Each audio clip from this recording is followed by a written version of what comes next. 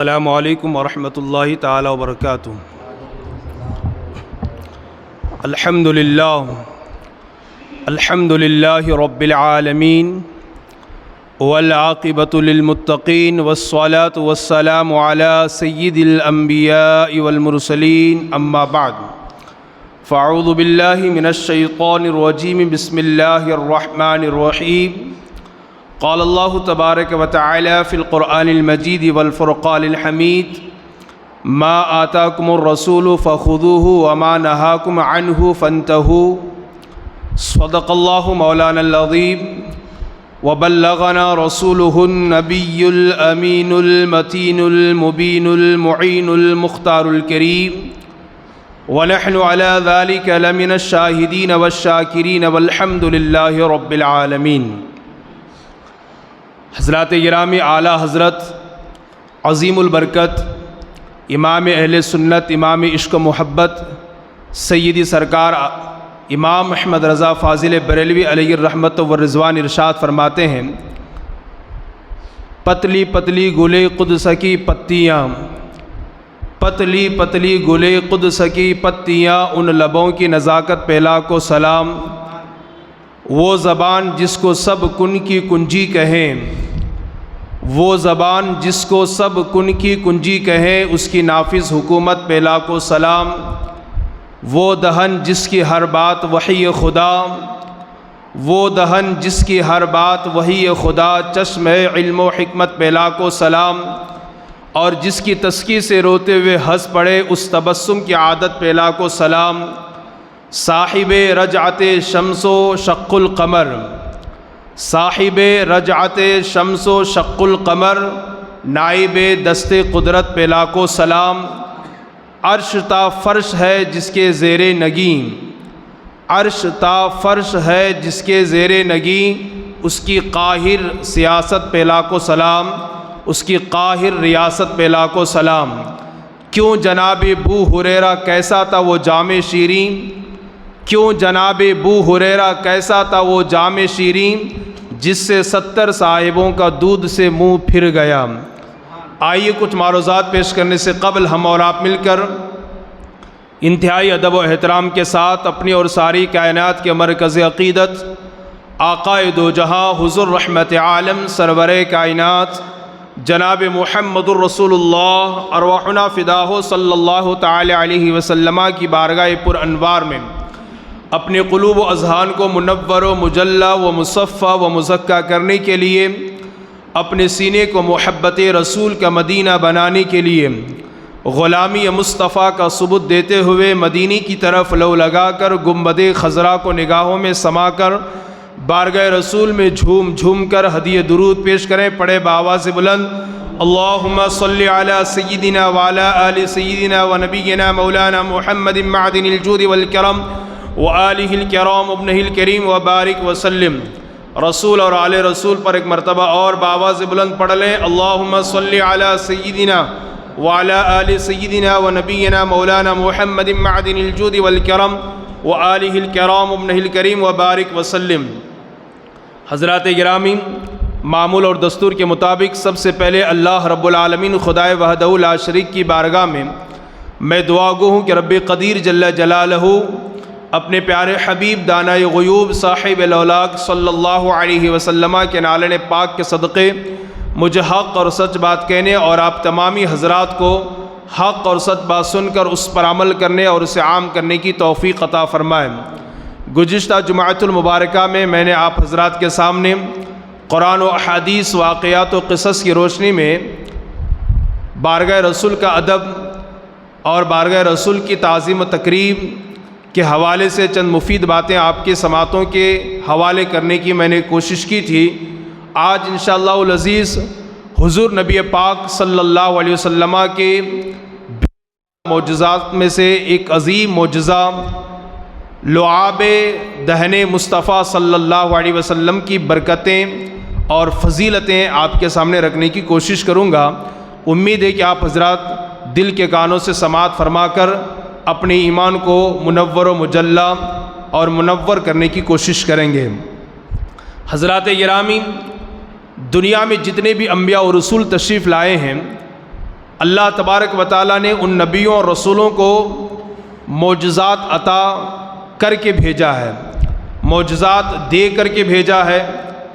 آدم علیہ السلام ہے، نوح علیہ السلام ہے، ابراہیم علیہ السلام ہے، اسماعیل علیہ السلام ہے، حضرت موسیٰ علیہ السلام ہے، داؤد علیہ السلام ہے، سلیمان علیہ السلام ہے، حضرت عیسیٰ علیہ السلام ہے۔ لیکن میرے اور آپ کے نبی کو اللہ تبارک و تعالیٰ نے معجزہ دے کر نہیں بلکہ سراپا معجزہ بنا کر کے بھیجا ہے۔ اور نبیوں کو اللہ پاک نے گنے چنے چند معجزات عطا فرمائے، چنانچہ اللہ نے کسی نبی کو ایک معجزہ دیا تو کسی کو 2 دیا، کسی کو 3 دیا، اور بہت زیادہ کسی کو 4 یا 5 معجزات عطا فرمائے۔ چنانچہ آپ دیکھیں یہ حضرت موسیٰ کلیم اللہ علیہ السلام ہیں، جن کو اللہ تبارک و تعالیٰ نے یہ معجزہ عطا فرمایا کہ آپ کے ہاتھ میں جو عصا ہوتا، اس عصا کو اگر آپ زمین پر رکھ دیتے وہ اژدہا بن کر کے آپ کی حفاظت کرتا تھا، اس عصا کو آپ زمین پر گاڑ دیتے وہ درخت بن کر کے آپ کو پھل دیتا۔ اسی طریقے سے آپ اپنا ہاتھ بازو میں ڈال کر بغل میں ڈال کر کے نکال دیتے تو وہ چمکنے لگتا۔ یہ چند معجزات تھے جو اللہ نے حضرت موسیٰ کلیم اللہ علیہ السلام کو عطا فرمایا۔ اسی طرح حضرت عیسیٰ علیہ السلام کو آپ لے لیں، اللہ تبارک و تعالیٰ نے گنے چنے چند معجزات انہیں عطا فرمائے۔ ایک معجزہ تو اللہ نے عیسیٰ پیغمبر کو یہ عطا فرمایا کہ آپ مردوں کو زندہ فرمایا کرتے تھے اللہ کے حکم سے، اور دوسرا معجزہ اللہ تبارک و تعالیٰ نے عیسیٰ علیہ السلام کو یہ عطا فرمایا کہ مادر زاد اندھوں کو آپ بینائی عطا فرماتے، یعنی جو مادر زاد اندھے ہوتے، پیدائش سے اندھے ہوتے، ان کی آنکھوں پر آپ اپنا دست مبارک پھیر دیتے تو اللہ تبارک و تعالیٰ ان کو بینائی عطا فرما دیتا تھا۔ یہ معجزہ اللہ نے آپ کو عطا فرمایا تھا۔ اسی طرح حضرت عیسیٰ علیہ السلام کو اللہ نے یہ معجزہ عطا فرمایا تھا کہ آپ مٹی کے پرندے بناتے اور اس میں پھونک دیتے تو وہ پرندے اڑتے ہوئے نظر آتے تھے۔ یہ معجزہ اللہ نے آپ کو عطا فرمایا تھا۔ اسی طرح حضرت صالح علیہ السلام ہیں، اللہ کے پیغمبر ہیں، اللہ نے انہیں یہ معجزہ عطا فرمایا کہ جب ان کی قوم نے ان سے یہ کہا کہ اگر واقعی آپ اللہ کے نبی اور رسول ہیں تو اس بڑے سے پتھر سے ایک اونٹنی نکال کر کے بتا دیں، اللہ کے نبی حضرت صالح علیہ السلام نے اس چٹان اور اس پتھر کی طرف اشارہ کیا تو وہ پتھر 2 حصوں میں بٹا اور اس پتھر سے ایک حاملہ اونٹنی نکلی اور جو باہر آ کر کے جس نے بچہ جنا۔ یہ معجزہ اللہ پاک نے صالح علیہ السلام کو عطا فرمایا تھا۔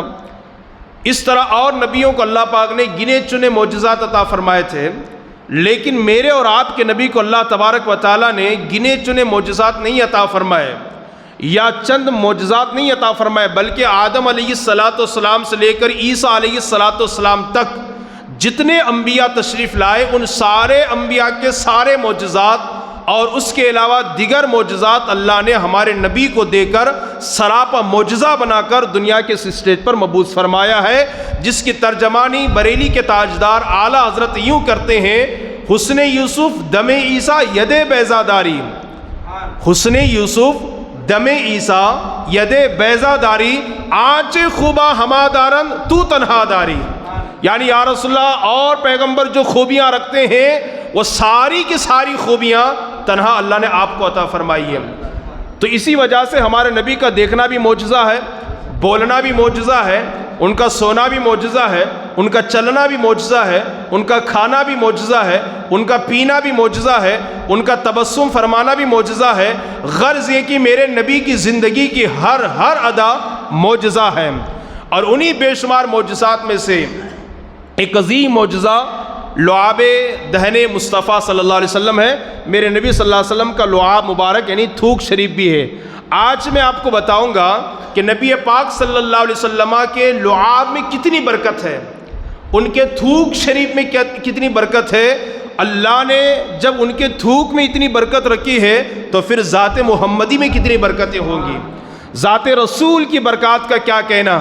اچھا، سب سے پہلے ہم آپ کو یہ بتا دیتے ہیں کہ معجزہ کہتے کس کو ہیں۔ دیکھیے، معجزہ اس کو کہتے ہیں جو انسان کی طاقت سے باہر ہو، یا وہ کام جو انسان کی سمجھ میں نہ آئے، یا وہ کام جو انسان کے لیے ناممکن ہو، محال ہو، اس کو معجزہ کہتے ہیں۔ مثال کے طور پر ڈوبے ہوئے سورج کو پلٹانا یہ انسان کی بس کی بات نہیں ہے، نبی نے پلٹایا، یہ معجزہ ہے۔ چاند کے 2 ٹکڑے کرنا انسان کی طاقت سے باہر ہے، نبی نے چاند کے 2 ٹکڑے کیے ہیں، یہ معجزہ ہے۔ کنکریوں سے کلمہ پڑھوانا انسان کے بس کی بات نہیں ہے، نبی نے کنکریوں سے کلمہ پڑھوایا ہے، یہ میرے نبی کا معجزہ ہے۔ اور انگلیوں سے پانی کا چشمہ جاری ہونا یہ انسان کے بس کی بات نہیں ہے، نبی کے انگلیوں سے پانی کا چشمہ نکلا ہوا ہے، تو یہ میرے نبی کا معجزہ ہے۔ ہم کبھی آپ کو نبی کے ہاتھ کے معجزات بتائیں گے، آج صرف اور صرف ہم حضور کے لعاب کے معجزات، لعاب کی برکتیں اور اس کی فضیلت آپ کے سامنے رکھیں گے، جس سے آپ کو بخوبی اندازہ ہو جائے گا کہ جس نبی کے تھوک میں اتنی برکت ہے، اس نبی کے نام میں کتنی برکت ہوگی، اور اس نبی کے نام میں جب اتنی برکت ہے تو اس نبی کی ذات میں اللہ نے کتنی برکتیں رکھی ہوگی، آپ اندازہ فرمائیے۔ سب سے پہلے ہم آپ کو یہ بتاتے ہیں بخاری شریف کی حدیث کی روشنی میں کہ حضور صلی اللہ علیہ وسلم کے لعاب اور ان کے تھوک شریف کا صحابہ کتنا ادب کرتے تھے، کتنا ادب کرتے تھے۔ سنیے غور سے، اللہ کے رسول صلی اللہ علیہ وسلم نے اپنے غلاموں سے فرمایا، میرے غلاموں، ایک دن ضرور آئے گا کہ ہم مکہ کو فتح کریں گے۔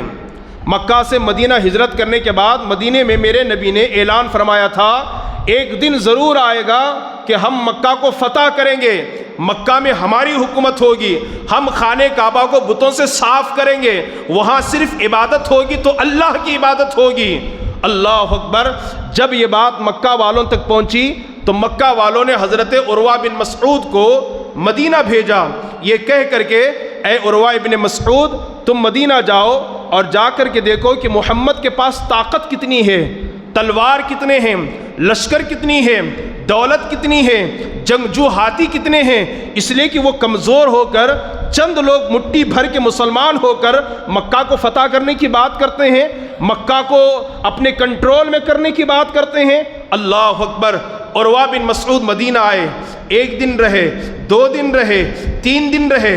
جب اذان ہوتی عروہ ابن مسعود نے دیکھا کہ سارے مسلمان اپنے اپنے گھر کو چھوڑتے ہیں، مسجد نبوی کی طرف دوڑ کر کے چلے جاتے ہیں۔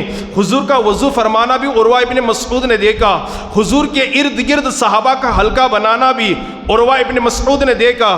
اور چند دنوں کے بعد پلٹ کر کے جب عروہ ابن مسعود مکہ آئے تو مکہ کے ظالموں اور کافروں اور مشرکوں سے کہا، لوگو، تم دنیا کے کسی بادشاہ سے جنگ کر لینا، لڑائی کر لینا، مگر محمد اور اس کے غلاموں کا مقابلہ نہ کرنا۔ مکہ والوں نے پوچھا، اے عروہ ابن مسعود، کیا ان کے پاس تلوار زیادہ ہے؟ کہا نہیں۔ کیا ہاتھی زیادہ ہے؟ کہا نہیں۔ کیا تیر و تلوار زیادہ ہے؟ کہا نہیں۔ کیا لشکر زیادہ ہے؟ کہا نہیں۔ کیا قوت اور طاقت زیادہ ہے؟ کہا نہیں۔ تو پھر کس بات پر تم کہتے ہو کہ ہم محمد کا مقابلہ نہ کر سکیں گے؟ تو عروہ بن مسعود نے آج سے 1450 سال پہلے مکہ کے ان ظالموں کو مخاطب کر کے کہا تھا، میں نے یمن کے بادشاہ کو بھی دیکھا ہے، میں نے حجاز کے بادشاہ کو بھی دیکھا ہے، میں نے روم کے بادشاہ کو بھی دیکھا ہے، میں نے عراق کے بادشاہ کو بھی دیکھا ہے، لیکن اللہ کی قسم، جو تعظیم، جو ادب محمد کے غلام اپنے نبی کا کرتے ہیں، کسی بادشاہ کے غلام اس کا اتنا ادب نہیں کرتے ہیں۔ ارے میں نے اپنے ان ماتوں کی آنکھوں سے دیکھا ہے، جب محمد بن عبداللہ نماز کے لیے وضو کرتے ہیں تو ان کے غلام ان کے ارد گرد جمع ہو جاتے ہیں۔ ارے محمد جب کلی کرتے ہیں تو ان کا لعاب اور ان کا کلی کیا ہوا پانی زمین پر نہیں گرتا ہے، بلکہ کسی نہ کسی صحابی کے ہاتھ میں گرتا ہے، وہ اسے اٹھاتے ہیں اور اپنے چہرے پہ ملتے ہیں اور اپنے بدن پہ لگاتے ہیں، اپنے سر پہ لگاتے ہیں۔ میں اس لیے کہہ رہا ہوں، ارے جس کے غلام اس کے تھوک اور کلی کو زمین پر گرنا گوارا نہیں کرتے، وہ کب یہ گوارا کریں گے کہ اس محمد کا خون زمین پر آ جائے؟ اس لیے تم دنیا کے ہر انسان سے مقابلہ کرنا، مگر محمد اور اس کے غلاموں سے مقابلہ نہ کرنا۔ اس حدیث، اور یہ کون سی حدیث کی کتاب ہے؟ بخاری شریف کے اندر یہ حدیث پاک موجود ہے۔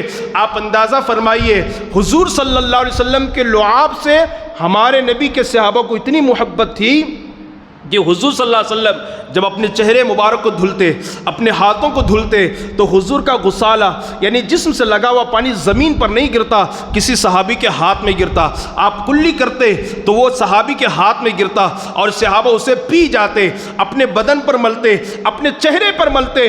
اتنا ادب حضور کے تھوک شریف کا وہ کرتے تھے۔ اب میں آپ کو پوچھنا چاہتا ہوں، جو صحابہ میرے نبی کے غسالے کا اتنا ادب کرتے ہو، جو صحابہ میرے نبی کے لعاب کا اتنا ادب کرتے ہو، تو پھر وہ میرے نبی کا کتنا ادب کرتے ہوں گے، وہ نبی کا کتنا ادب کرتے ہوں گے۔ یہ ہماری بدقسمتی ہے، نہ معلوم ہم نے کیا کھا کر کے اپنے آپ کو بڑا کیا ہے، نہ معلوم ہم نے کیا کر کے اپنے جسم کو پھلایا پھلایا ہے، جو آج ہم بات بات پر یا محفل میلاد مصطفیٰ یا جلوس میلاد مصطفیٰ کے نام پہ ان کی بارگاہ کی بے ادبی کرتے ہیں۔ اللہ ہم سب کی حفاظت کرے، اللہ ہم سب کو بچائے۔ صحابہ کا جذبہ دیکھیں، عقیدہ دیکھیں۔ اب آئیے میں ذرا آپ کو بتاؤں میرے نبی کی لعاب کی برکتیں کیا ہیں، مصطفیٰ جان رحمت کی تھوک شریف کی برکتیں اور معجزات کیا ہیں۔ میں ساری باتیں آج آپ کو حوالے کے ساتھ پیش کر رہا ہوں، توجہ کے ساتھ سماعت فرمائیے۔ ایک صحابیہ ہیں، ایک صحابیہ ایک خاتون ہے جن کا نام حضرت سیدتنا عمیرہ بنت مسعود انصاریہ رضی اللہ تعالی عنہا ہے۔ نام کیا ہے؟ حضرت عمیرہ بنت مسعود انصاریہ رضی اللہ تعالی عنہا ہے۔ وہ فرماتی ہیں میری 5 بہنیں تھیں، وہ پانچوں کی پانچوں ایک مرتبہ حضور کی بارگاہ میں حاضر ہوئی۔ اتفاق سے حضور صلی اللہ علیہ وسلم اس وقت گوشت کو تناول فرما رہے تھے۔ سوکھا گوشت جو دھوپ میں گرم کر کے سکھایا جاتا ہے، اس گوشت کو تناول فرما رہے تھے۔ حضرت عمیرہ بنت مسعود کہتی ہے جیسی میری 5 بہنیں حضور کی بارگاہ میں حاضر ہوئی، آقا کریم صلی اللہ علیہ وسلم نے میری 5 بہنوں کو اپنا چبایا ہوا لقمہ عطا فرمایا۔ حضرت عمیرہ کہتی ہے جیسی میری 5 بہنوں نے حضور کا وہ گوشت کا ٹکڑا تناول کیا جس میں حضور کا لعاب لگا ہوا تھا، وہ کہتی ہے اللہ کی عزت کی قسم مرتے دم تک میری 5 بہنوں کے منہ سے مشک و عنبر کی خوشبو آیا کرتی تھی، مشک و عنبر کی خوشبو آتی تھی۔ یہ کس کی برکت ہے؟ یہ لعاب دہن مصطفیٰ کی برکت ہے، حضور کے تھوک شریف کی برکت ہے۔ اور سماعت کریں، اپنے ایمان کو تر و تازہ کریں۔ حضرت انس رضی اللہ تعالیٰ عنہ ایک صحابی رسول ہیں، ان کے گھر کے جسٹ سامنے ایک کنواں موجود تھا، اس کنویں کا پانی کھارا تھا۔ اللہ کے رسول صلی اللہ علیہ وسلم ایک مرتبہ تشریف لے گئے، اللہ کے رسول صلی اللہ علیہ وسلم نے حضرت انس کے گھر کے سامنے موجود کنویں کے اندر اپنا لعاب دہن ڈالا۔ حضرت انس فرماتے ہیں مدینے میں جتنے کنویں تھے اور جتنے کنووں کا پانی میٹھا تھا، ان تمام کنووں سے میٹھا پانی اگر کسی کا تھا تو وہ میرے کنویں کا پانی تھا۔ اور یہ حضور کے لعاب کی برکت تھی، یہ حضور کے لعاب کی برکت تھی۔ اسی طرح آپ دیکھیں ایک اور صحابی ہیں حضرت عتبہ بن فرقد، ان کی بیوی ہے حضرت ام عاصم۔ وہ فرماتی ہیں حضرت عتبہ کی ہم 4 بیویاں تھیں۔ کتنی بیویاں تھیں؟ کہا 4 ہم بیویاں تھیں، اور ہم چاروں ایک سے بڑھ کر خوشبو کا استعمال کرتی۔ پہلی بیوی چاہتی کہ میں اچھی خوشبو لگاؤں، دوسری چاہتی کہ میں اچھی لگاؤں، تیسری چاہتی کہ میں اچھی لگاؤں۔ ہم چاروں بہترین خوشبو کا استعمال کرتے، لیکن پھر بھی باوجود اس کے حضرت عتبہ کے جسم سے ہم سے اچھی خوشبو آتی، ہم سے اچھی خوشبو آتی۔ مزید ام عاصم فرماتی ہیں حضرت عتبہ کی بیوی زوجہ کہ حضرت عتبہ جب کبھی لوگوں کی مجلس میں بیٹھتے تو لوگ حیران و پریشان ہو جاتے اور یہ کہتے اے عتبہ پورے عرب اور مکہ اور مدینہ میں ایسی خوشبو کہیں ملتی نہیں ہے اور ایسی خوشبو کہیں نظر نہیں آتی ہے جو تمہارے بدن سے آتی ہے، یہ تم کہاں سے خریدتے ہو؟ حضرت عتبہ کہتے ہیں میں نے راز کو فاش کر دیا، راز کو کھول دیا۔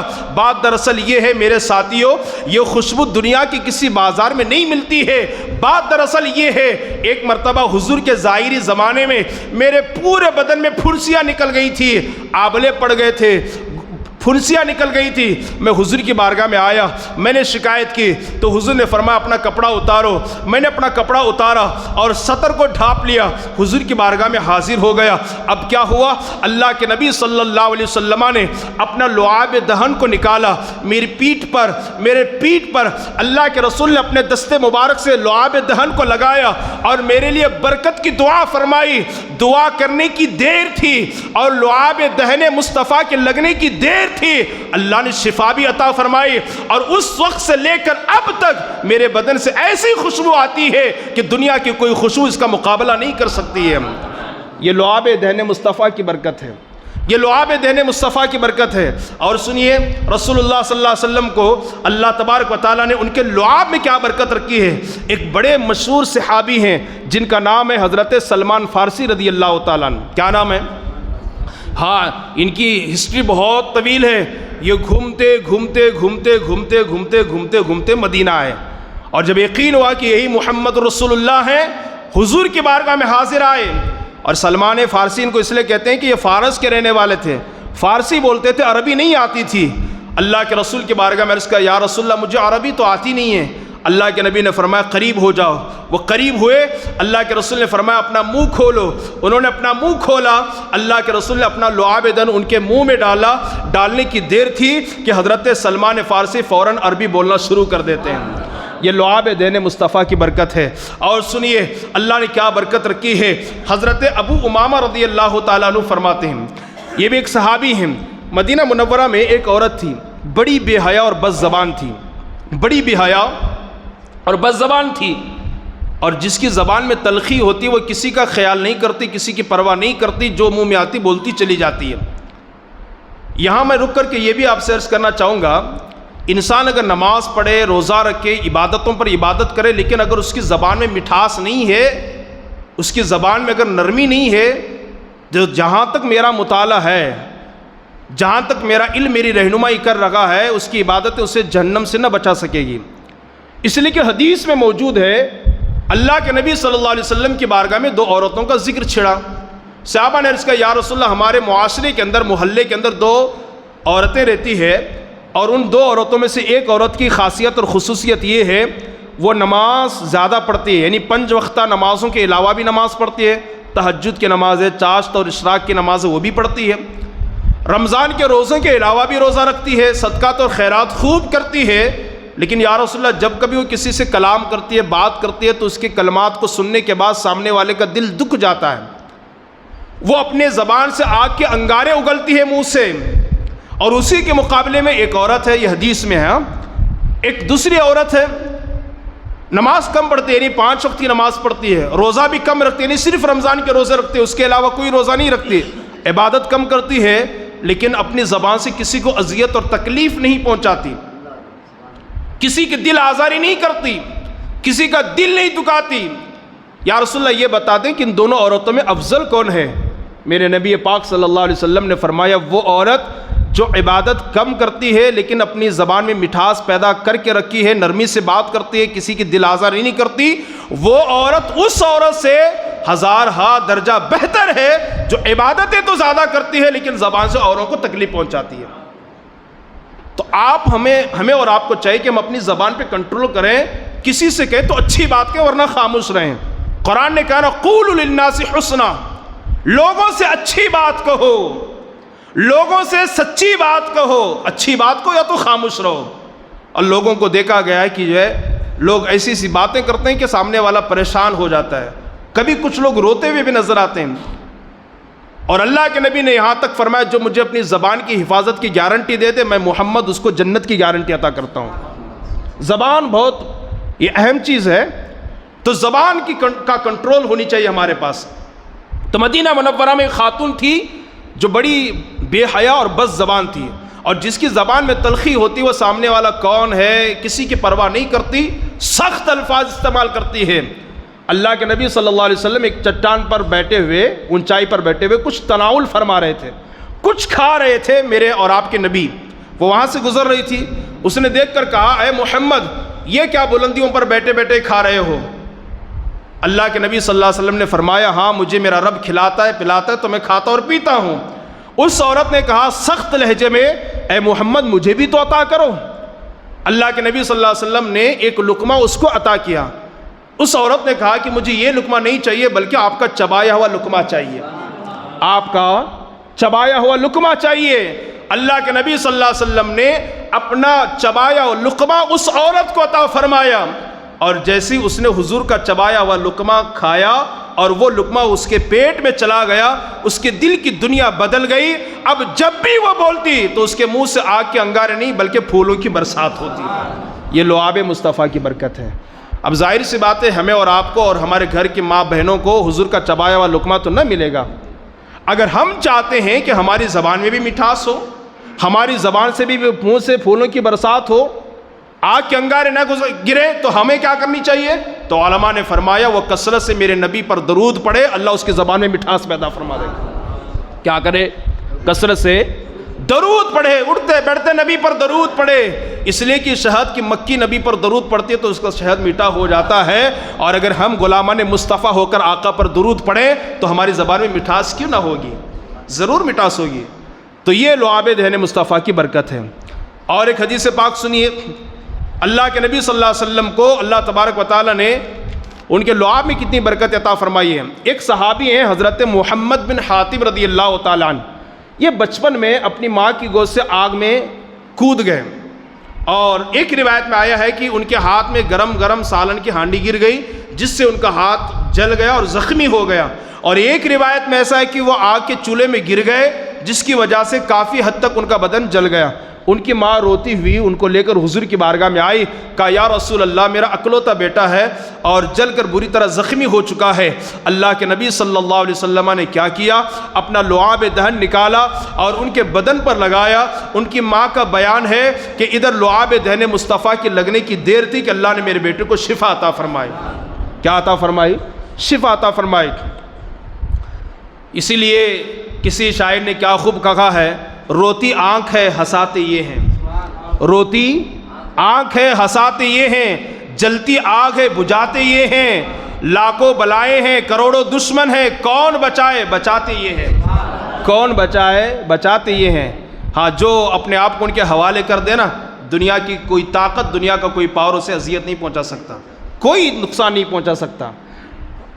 اور جب خدا بچانے پر آئے نا تو مکڑیوں کے جالوں سے بھی اللہ ان کی حفاظت کر لیتا ہے۔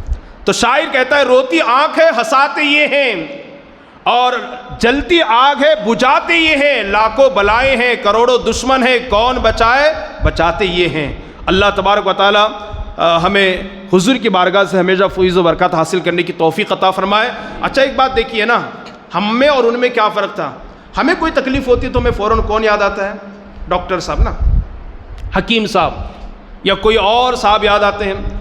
لیکن صحابہ کا عقیدہ یہ تھا کوئی بھی پریشانی ہو، کھانا نہیں ہے حضور، پانی نہیں ہے حضور، ہاتھ کٹ گیا حضور، آنکھ کا ڈھیلا نکل کے باہر آ گیا حضور، تیر لگ گیا حضور، آگ میں جل گئے حضور، بیٹا وفات کر گیا، ہر معاملے میں یہی تھا کہ حضور کی بارگاہ میں جائیں، وہاں سے جو دوا ملے اس کو کھا لیں، اللہ ضرور شفا عطا فرمائے گا۔ ان کا یہی عقیدہ تھا جو فاضل بریلوی نے بیان کیا ہے، بخدا خدا کا یہی ہے در، نہیں کوئی اور مفر مقر، جو وہاں سے ہو یہیں آ کے ہو، جو یہاں نہیں تو وہ وہاں نہیں۔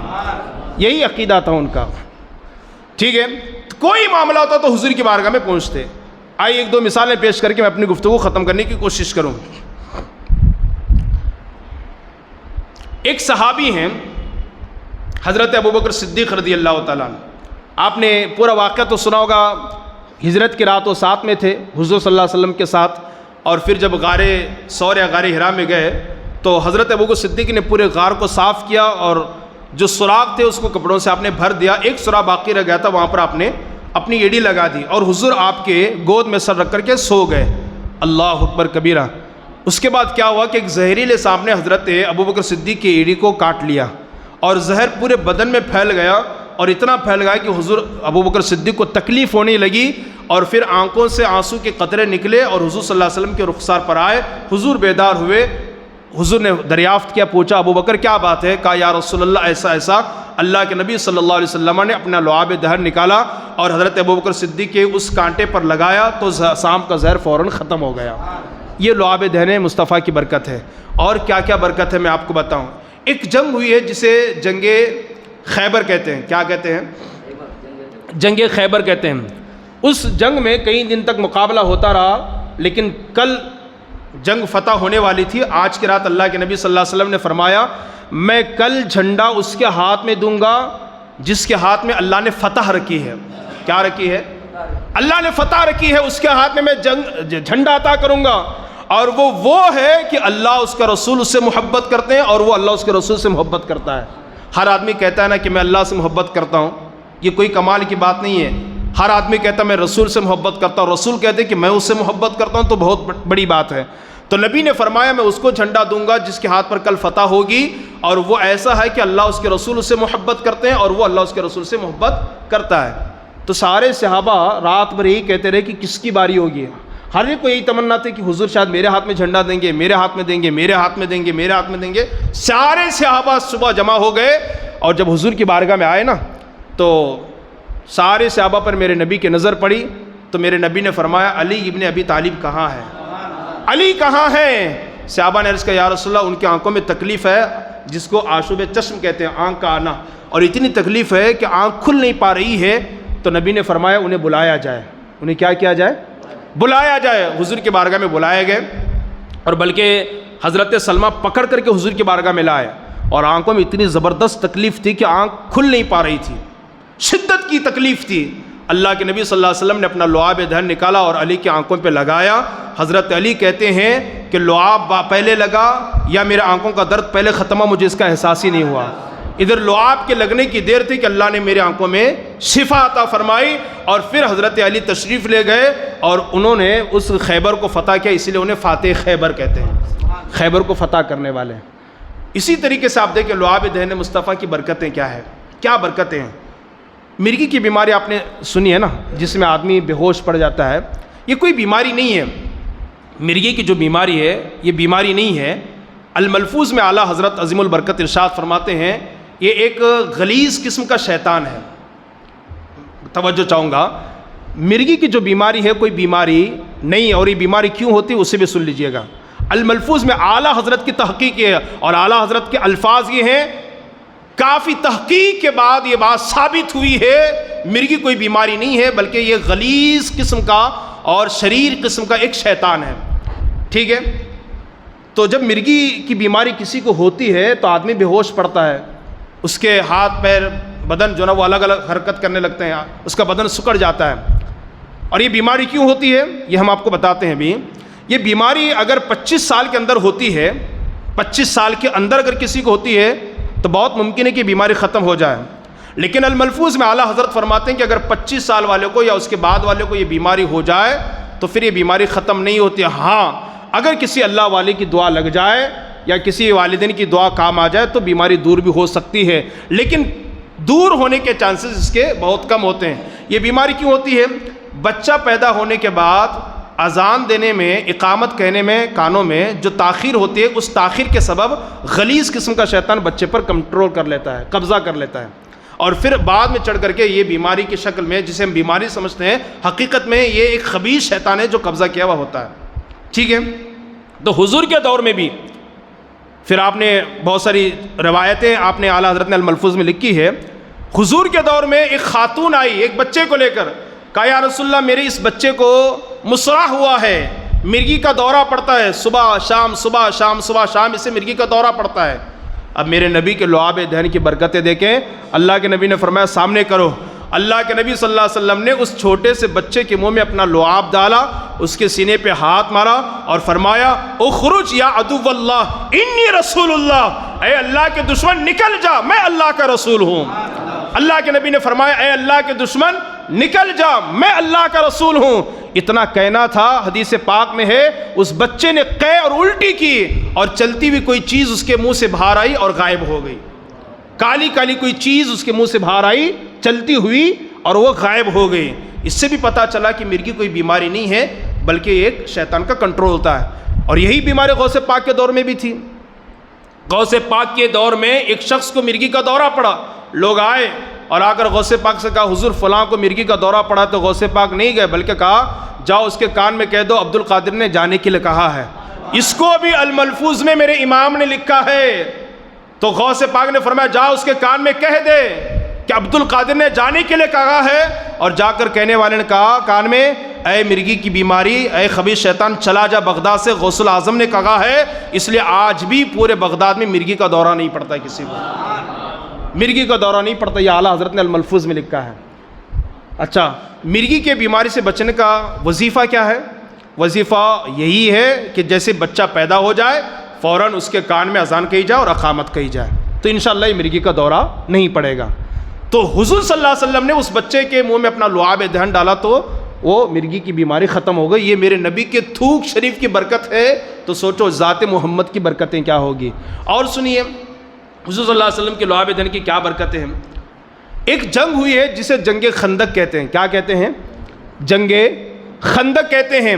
اور اس جنگ کے موقع پر یہ ہوا تھا کہ صحابہ نے اس کہا تھا، یا رسول اللہ، مکہ والے مدینے پر حملہ کرنے کے لیے آ رہے ہیں اور مدینے میں بچے بھی ہیں، بوڑھے بھی ہیں، مرد بھی ہیں، عورتیں بھی ہیں۔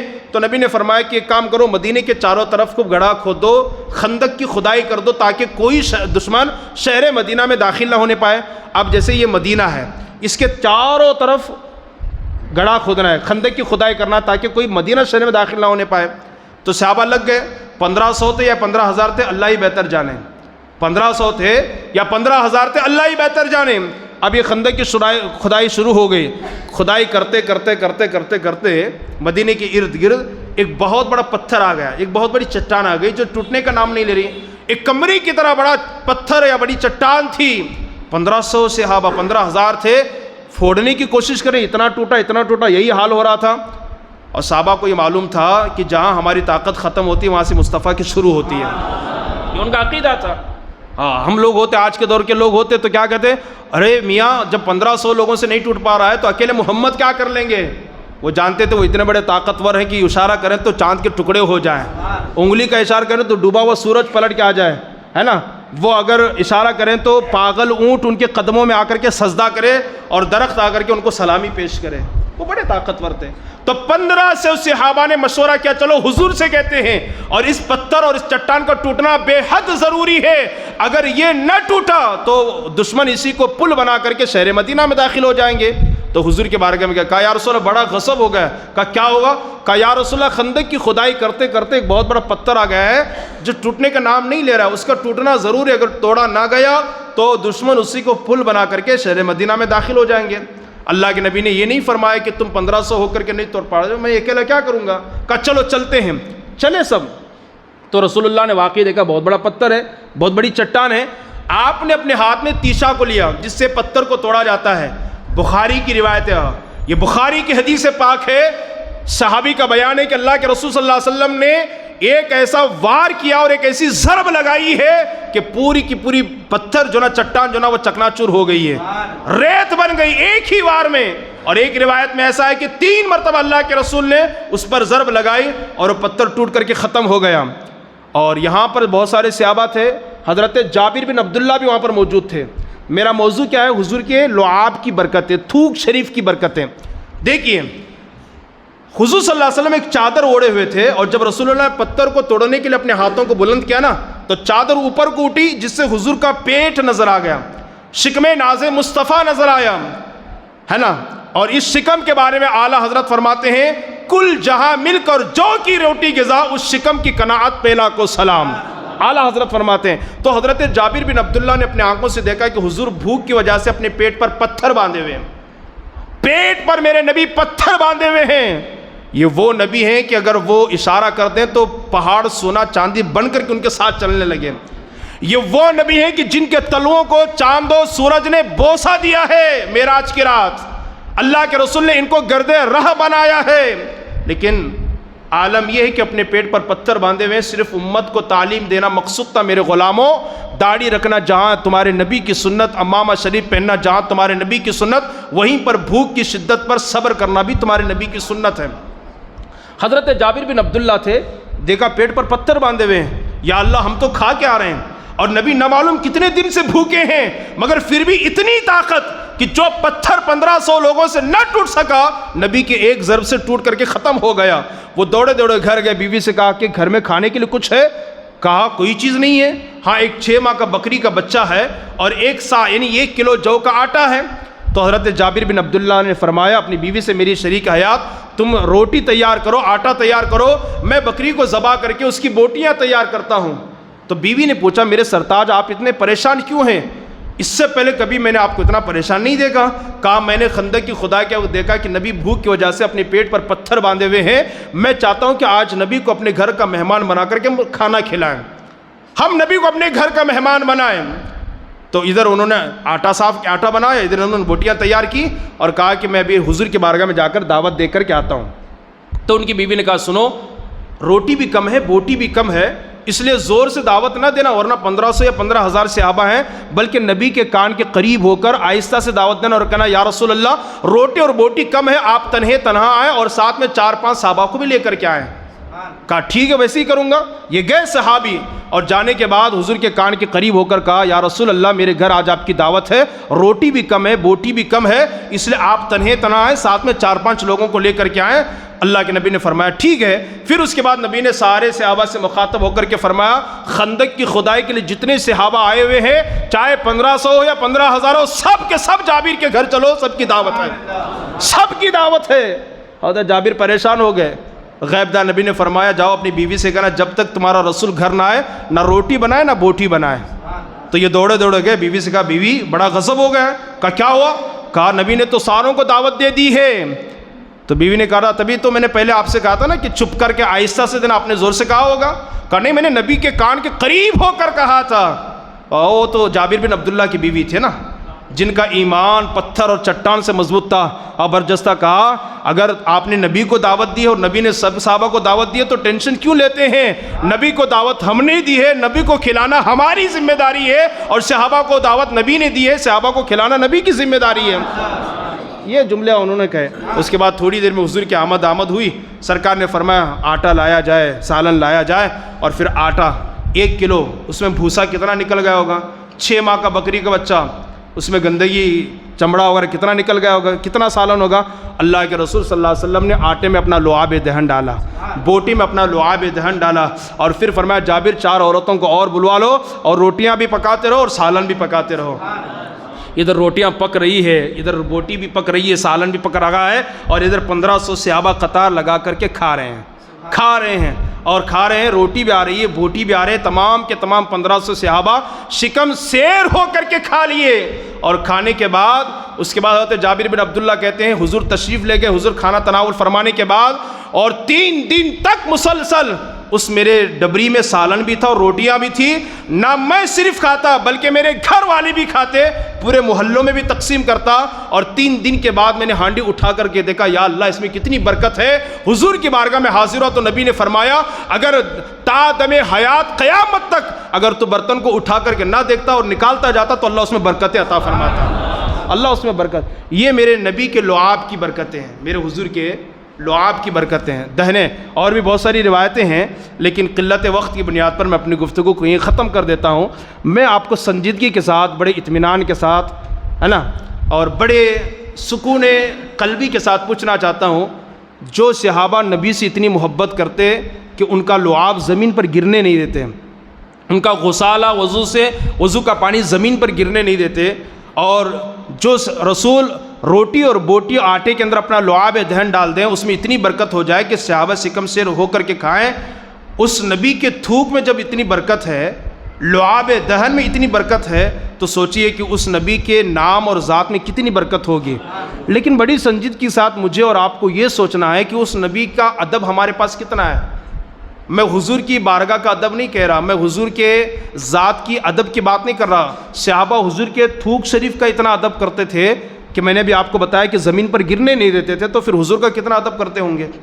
آج ہمارے پاس ادب کیا ہے؟ آج ہم کون سی ایسی بے ادبی اور گستاخی ہے جو حضور کی شان میں نہیں کرتے؟ اگر کوئی ٹویٹر پر, فیس بک پر, اخبار پر حضور کے خلاف بول دے, ہم جلوس نکالتے ہیں, ریلی نکالتے ہیں, ان کے خلاف میٹنگ کرتے ہیں نا. بالکل کرنی چاہیے بھئی, دوسرا کر رہا ہے تو ہمیں تکلیف ہو رہی ہے, ہم کر رہے ہیں تو ہمیں تکلیف نہیں ہو رہی ہے.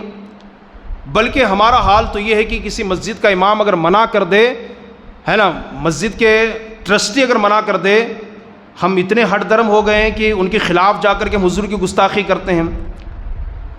سچی اور سیدھی بات یہ ہے, یہ ایک بھی جملہ میری طرف سے نہیں ہے. میرے کمرے میں اردو ٹائمز اخبار رکھا ہوا ہے, سالار, آپ اس کو دیکھ سکتے ہیں.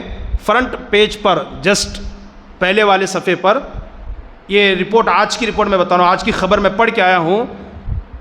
یہ ہم 2 دن سے پہلے سے یہ بات کر رہے تھے کہ لوگ جو ہے نا ہمارے شہر ہبلی میں، اس کے علاوہ اطراف اور اکناف میں میلاد مصطفیٰ کے نام پر اتنی بے حیائی کا ارتکاب کرتے ہیں کہ غیر لوگ اپنے رسم و رواج میں، اپنے تہواروں میں اتنا نہیں ناچتے ہوں گے جتنا اس میں ناچتے ہیں.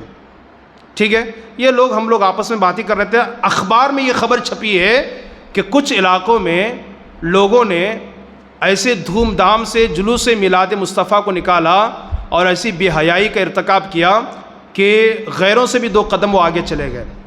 ایک چیز، اور اسی اخبار میں اگر میں چاہوں تو منگا کر کے آپ کو دکھا سکتا ہوں. ٹھیک ہے، اور وہ لے کے آ جاؤ اخبار میرے روم میں پڑھ کے اس کو بتاتا ہوں جملے کیا ہے.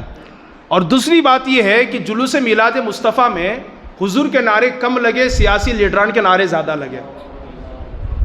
سوچئے، یہ میں نہیں کہہ رہا ہوں، یہ اخباری رپورٹ میں آپ کو بتاؤں. ایک کسی دانشور نے لکھا ہے اور اس نے کہا ہے کہ میں نے خود جائزہ لیا جلوس کا، حضور کے نعرے کم لگے، نعرے رسالت یا رسول اللہ کم لگا، جشن عید میلاد النبی زندہ باد کم لگا، سرکار کی آمد مرحبا، دلدار کی آمد، نبی کی آمد مرحبا، یہ نعرے کم لگے اور سیاسی لیڈران کے نعرے زیادہ لگے. میں سیاسی لیڈر ہوں، غلام ربانی زندہ باد، عقیل صاحب زندہ باد، مقبول صاحب زندہ باد، رفیق صاحب زندہ باد، ان کے نعرے زیادہ لگے. اگزامپل میں آپ کو دے رہا ہوں یہ. اور دوسری بات، جلوس میلاد مصطفیٰ میں ہمارے نوجوان ناچے تو ناچے، فلمی گانوں کا بھی استعمال کیا. یہ میں نہیں کہہ رہا، یہ اخباری رپورٹ کری ہے اور اسے پوری دنیا پڑھ رہی ہے. اچھا، پھر کچھ جلوس ایسے بھی ہوئے کہ جس میں جو اپنے آپ کو پیر کہلواتے ہیں، حالانکہ پیر ہونے کے قابل ہے ہی نہیں ہو، ہم ان کو پیر مانتے ہی نہیں ہیں. چونکہ پیر کے لیے 4 چیزیں ضروری ہے، 4 چیزیں ضروری ہے. نمبر 1، پیر بننے کے لیے عالم ہو اور اس سے پہلے سنی صحیح العقیدہ ہو. نمبر 1 سنی صحیح العقیدہ ہو. نمبر 2 عالم ہو، اگر غیر عالم ہو تو خود بھی گمراہ ہوگا، اوروں کو بھی گمراہ کرے گا. اور نمبر 3 یہ ہے کہ وہ اس کا سلسلہ حضور تک ملتا ہو، اور اگر اس کا سلسلہ حضور تک نہ جاتا ہو، بیچ میں کہیں ٹوٹا ہو تو اوپر سے فیض نہیں ملے گا. اور چوتھی چیز یہ کہ فاسق مولین نہ ہو، اس لیے کہ پیر کی تعظیم واجب ہے اور فاسق مولین کی توہین واجب ہے. یہ فقہ کا مسئلہ ہے. یہ دیکھیے آج کا اخبار ہے، میں آپ کو بتا رہا ہوں. میلاد کے جلوس میں غیر شرعی حرکات، علماء و دانشوران توجہ دیں. یہاں لکھا ہوا ہے، میں پڑھ کے آپ کو بتا رہا ہوں. دیکھیے رپورٹ، جشن عید میلاد النبی کے موقع پر ہر سال ادب و احترام کے ساتھ جلوس محمدی کو نکالا جاتا تھا. کئی سال پہلے تک جلوس باقاعدہ درود و سلام کے ورد کے ساتھ ادب و احترام سے نکلتا ہے نا، جس سے برادران وطن بھی متاثر ہوتے تھے. لیکن افسوس کہ موجودہ دور میں مسلم نوجوان میلاد النبی کے جلوس کی آڑ میں غیر مسلموں پر بھی سبقت لے جانے کی کوشش کر رہے ہیں. غیر مسلموں سے بھی 2 قدم آگے ہمارے نوجوان. اور اگر آپ ویڈیوز دیکھیں گے نا، جو ڈی جے لگا کر کے ہمارے نوجوان ناچیں پوری ہبلی کے، اللہ ان پر رحم و کرم فرمائے. نہ معلوم کب وہ اللہ کے عذاب کے شکار ہو جائیں گے، نہ معلوم کب ان پر اللہ کا قہر نازل ہو جائے، غضب ہو جائے، اور اللہ کی گرفت کب آئے، ہے نا، یہ تو ہم نہیں بتا سکتے. دعا تو یہی کہ اللہ تعالیٰ ان کو توبہ کی توفیق اور ہدایت عطا فرمائے، ہے نا. وہ ناچیں گے نا، تو آپ ویڈیوز دیکھیں گے نا تو آپ کو پتہ نہیں چلے گا کہ اپنے کی غیر ہیں، اپنے کی غیر ہے، پتہ نہیں چل پائے گا آپ کو، ایسا ناچتے ہیں. اور سنیے، غیر مسلموں پر بھی سبقت دے جانے کی کوشش کریں. اس مرتبہ بھی ریاست میں تقریباً تمام شہروں میں علماء کرام اور عمائدین شہر کی گزارشوں کو مسترد کرتے ہوئے، یعنی علماء نے بیان میں بولا، بڑے بڑے لوگ بولے نہ کرو نہ کرو، جماعت والے بولے، انجمن والے بولے، سب بولے نہ کرو، ان کے خلاف جاتے ہوئے نوجوانوں نے ڈھول باجے ڈی جے کے ساتھ جلوس نکالا اور باقاعدہ فلمی گانوں پر رقص کرتے ہوئے دکھائی دیے. مسلم نوجوانوں کی اس حرکت سے کئی شہروں میں فسادات رونما ہو رہے ہیں. فسادات ہوئے. ابھی ایک گاؤں میں ہے نا، شیموگا میں، سن کر کے حیرت ہوگی کتنے لوگوں کے سر پھوٹے ہیں معلوم ہے آپ کو. 60 سے زیادہ لوگ مسلمان جیل کے اندر بند ہیں. اب وہ کب آئیں گے باہر وہ تو اللہ بہتر جانے، وہ کب. اور مجھے اچھے معتبر لوگوں نے بتایا ہے ڈی جے کی وجہ سے تو میں ہوئی اور پھر پولیس نے لاٹھی چارج کیے، کئی لوگوں کے سر پھوڑے، ہڈیاں ٹوٹی، ہڈیاں سوجی، اور 60 سے زائد مسلمان نوجوان جیل کے اندر ہیں. میں اگر صحیح کہہ رہا ہوں تو یہ مجھے معتبر لوگوں نے بتایا، اور ڈی جی کی وجہ سے فسادات ہو رہے ہیں، اور مسلم قوم، علماء اور اسلام کو بدنام کیا جا رہا ہے کہ تمہاری اس وجہ سے ایسا ہوتا ہے۔ حالانکہ میں نے اس سے پہلے غیر مسلم پولیس کی زبانی سنی ہے، ماشاءاللہ آپ کے جو جلوس نکلتا ہے میلاد کا، بڑا شانتی سے نکلتا ہے، بڑا اطمینان اور سکون سے نکلتا ہے، کوئی دھاندلی نہیں ہوتی ہے، کوئی جو ہے نا وہ فساد نہیں ہوتا ہے، بہت شانتی سے نکلتا ہے۔ اب وہی لوگ اسلام اور مسلمان کو بدنام کر رہے ہیں، اور خود وہی مسلمان اس کے ذمہ دار ہیں۔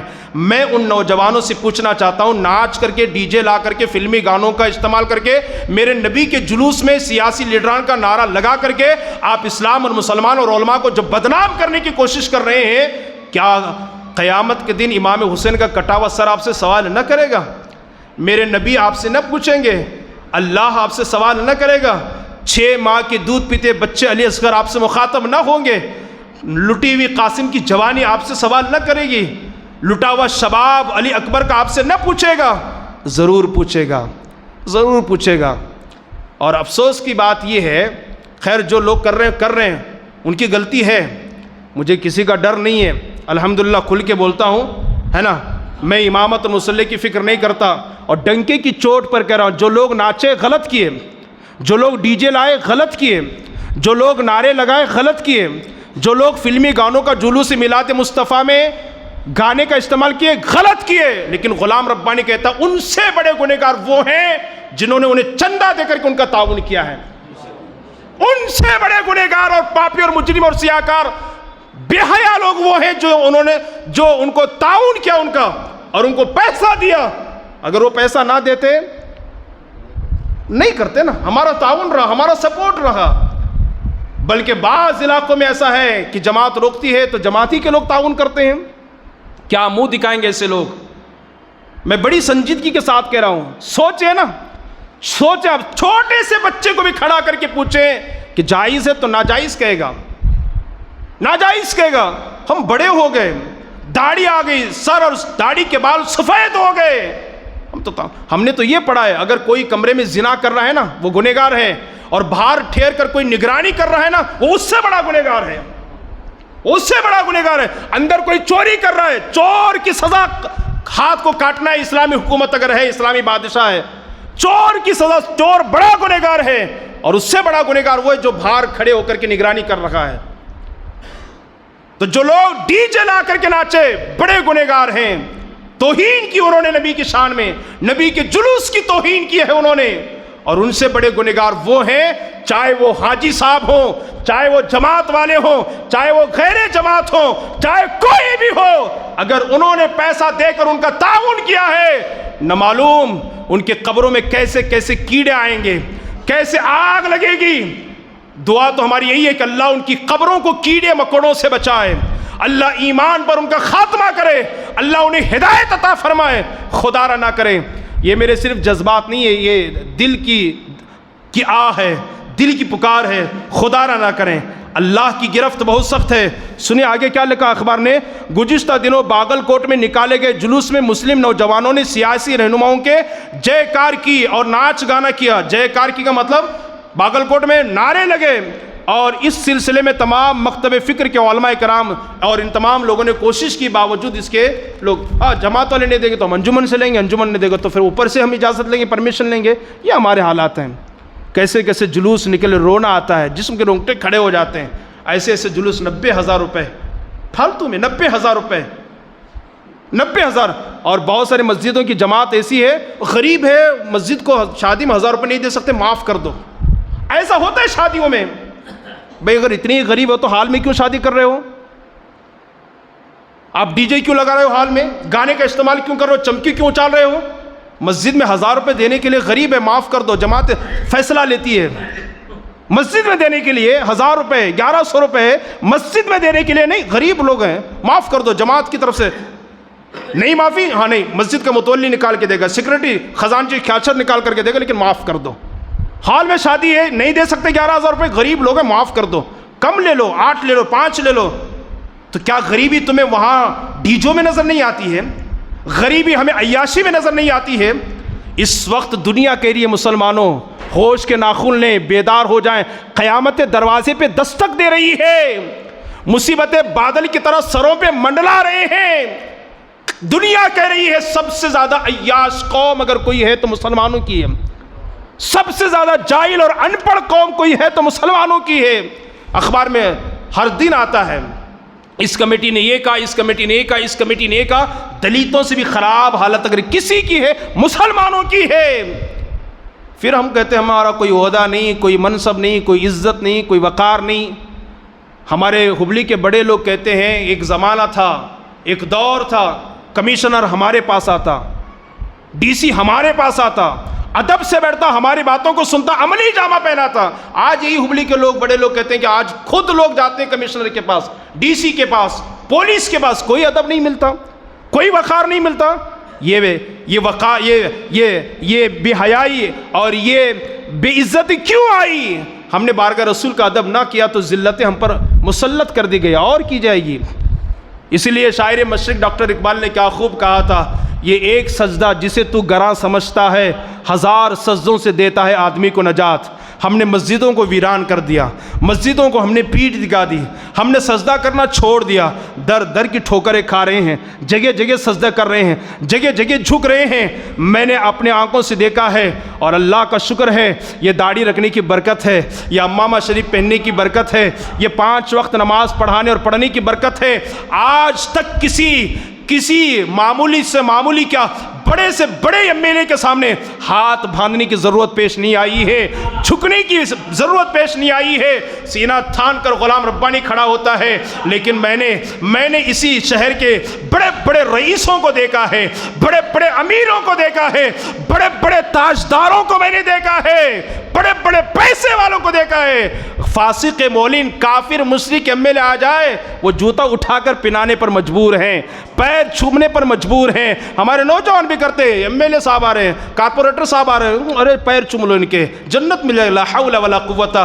काश मेरा भाई तू यहाँ झुका होता तो वहाँ न झुकता, तू यहाँ सजदा किया होता तो वहाँ न सजदा करता, यहाँ तू झुका होता तो वहाँ न झुकता।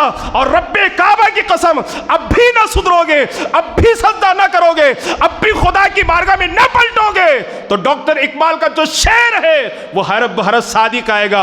ये एक सजदा तू जिसे गिरा समझता है, गिरा का मतलब मुश्किल समझता है, ये एक सजदा जिसे तू मुश्किल समझता है, अरे 1000 सजदों से देता है आदमी को नजात। यहाँ एक जगह झुक जाओ, अल्लाह कहीं तुम्हें झुकने की तौफीक अता न फरमाएगा।